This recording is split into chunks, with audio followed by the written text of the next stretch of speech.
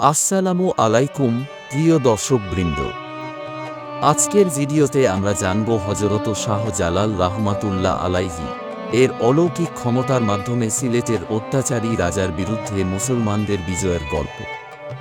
সিলেটের এক রাজা তাঁর শক্তি ও ক্ষমতার অপব্যবহার করে জনগণের উপর অত্যাচার চালাতেন।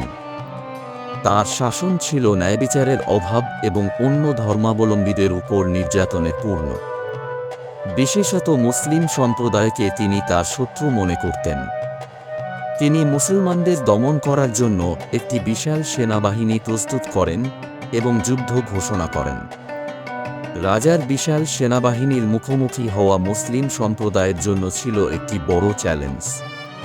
তারা ছিলেন সংখ্যায় কম, কিন্তু তাদের মনে ছিল আল্লাহর প্রতি অগাধ বিশ্বাস এবং ধৈর্য। মুসলমানরা জানতেন এই সংকট কাটিয়ে ওঠার জন্য তাদের আল্লাহর নিকট দোয়া এবং তাঁর প্রিয় বান্দাদের সাহায্যের প্রয়োজন। মুসলমানরা হযরত শাহজালাল রাহমাতুল্লাহ আলাইহি এর নিকট ছুটে যান। হযরত শাহজালাল রাহমাতুল্লাহ আলাইহি ছিলেন একজন মহান আল্লাহ প্রেমিক এবং সুফি দরবেশ, যিনি জীবনের প্রতিটি ক্ষেত্রে আল্লাহর উপর নির্ভর করতেন। তাঁর আধ্যাত্মিক শক্তি এবং ত্যাগতিতিক্ষা ছিল সুবিদিত। মুসলমানরা তাকে তাদের দুরবস্থার কথা জানালে তিনি আল্লাহর সাহায্য চেয়ে প্রার্থনা করার প্রতিশ্রুতি দেন। হযরত শাহজালাল রাহমাতুল্লাহ আলাইহি মুসলিম যোদ্ধাদের সঙ্গে যুদ্ধের ময়দানে উপস্থিত হন। তিনি প্রথমেই আল্লাহর কাছে সাহায্যের জন্য দীর্ঘ সময় প্রার্থনা করেন। এরপর তিনি মাটি থেকে একটি মুঠো তুলে নেন এবং তা শত্রুদের দিকে ছুঁড়ে দেন। হযরত শাহজালাল রাহমাতুল্লাহ আলাইহি এর ছোড়া মাটি শত্রুদের সেনাবাহিনীতে এক অদ্ভুত বিশৃঙ্খলা সৃষ্টি করে। শত্রু সেনারা দিশেহারা হয়ে পড়ে এবং তাদের মধ্যে ভয় চেপে বসে। কেউ কেউ তাদের অস্ত্র ফেলে পালিয়ে যায়, আর বাকিরা আত্মসমর্পণ করতে বাধ্য হয়।